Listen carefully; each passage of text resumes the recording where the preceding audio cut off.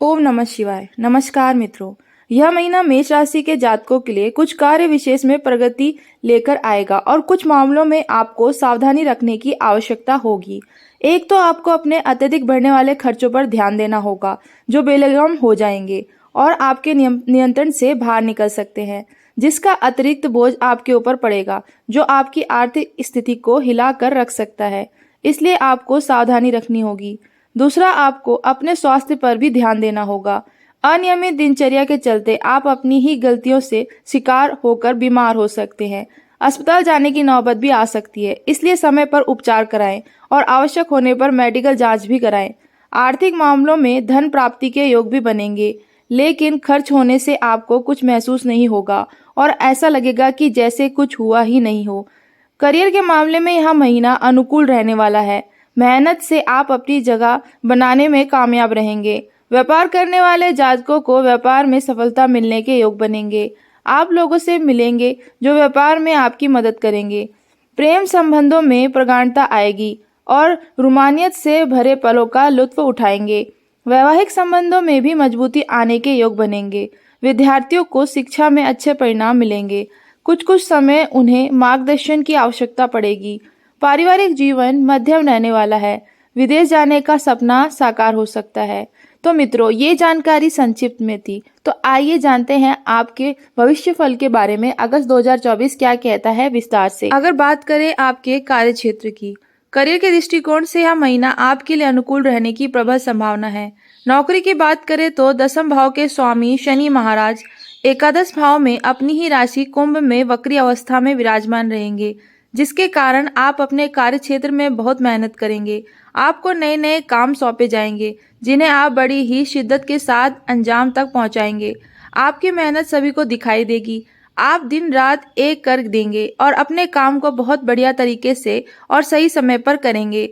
आप इसके पीछे अपने शरीर की भी परवाह नहीं करेंगे, जबकि आपको काम के बीच आराम भी करना चाहिए, नहीं तो स्वास्थ्य बिगड़ सकता है।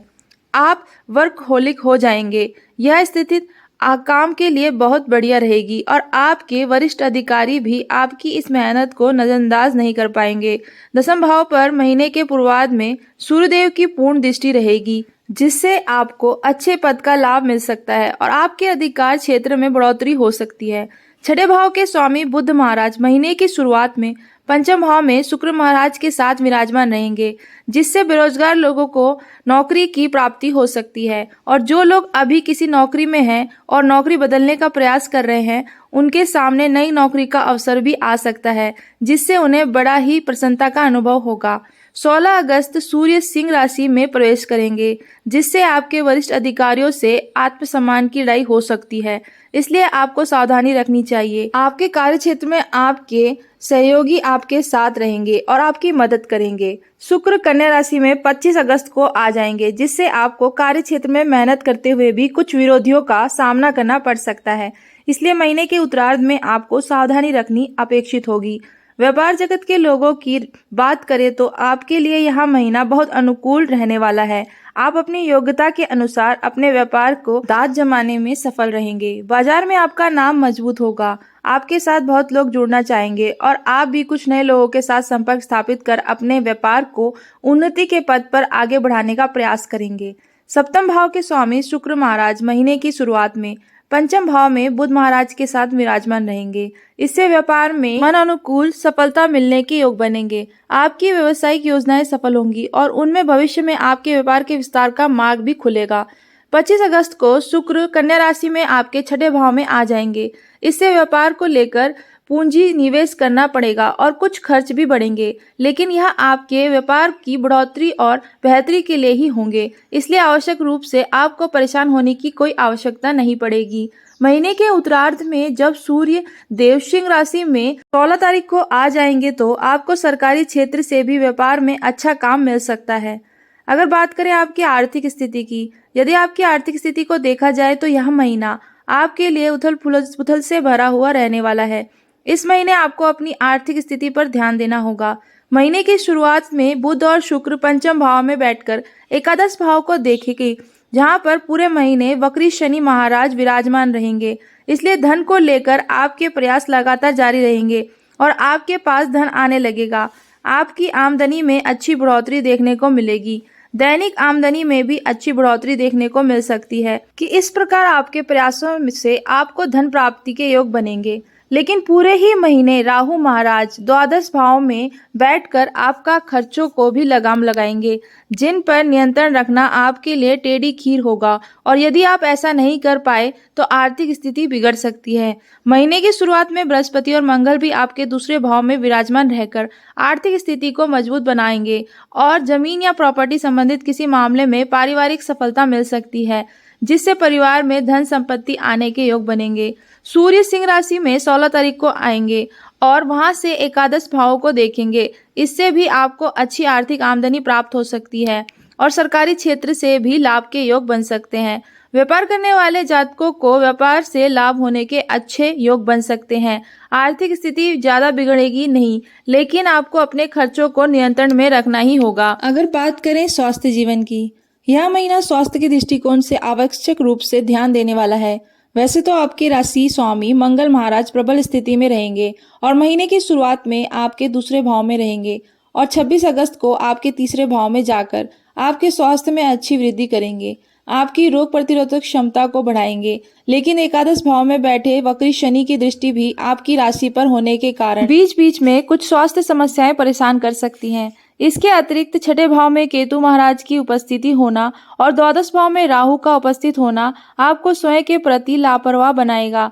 आपका लापरवाही भरा रवैया जीवन में आपके स्वास्थ्य कष्टों का बड़ा कारण बन सकता है। इसलिए आपको इस दौरान विशेष रूप से स्वास्थ्य संबंधित समस्याओं पर ध्यान देना चाहिए, क्योंकि आप अपनी लापरवाही के कारण खुद ही अपनी गलतियों से बीमार हो सकते हैं। यदि ऐसा हो तो तुरंत मेडिकल परीक्षण करवाएं और चिकित्सीय उपचार के लिए आगे बढ़ें। इस समय रहते आप अपनी समस्याओं पर नियंत्रण पा सकते हैं और अच्छा स्वास्थ्य प्राप्त कर सकते हैं। महीने का पूर्वार्ध अपेक्षा अनुकूल रहेगा, बस स्वास्थ्य पर नजर बनाए रखें। अगर बात करें आपके प्रेम व वैवाहिक जीवन की, यदि आपके प्रेम संबंध की बात की जाए तो पंचम भाव में महीने की शुरुआत में बुध और शुक्र जैसे सौम्य ग्रह विराजमान रहकर आपके प्रेम जीवन में प्रगाढ़ता लेकर आएंगे। आपके रिश्ते में रोमानियत तो बढ़ेगी और आप रोमांस भरे पलों से एक दूसरे के साथ अपने प्रेम जीवन का भरपूर लुत्फ लेंगे। एक दूसरे के दिल में जगह बनाएंगे। एक दूसरे के लिए नए नए तोहफे लेकर आएंगे। साथ में घूमने जाने, कोई फिल्म देखने या कहीं बाहर खाना खाने जैसी गतिविधियां बार बार चालू होंगी।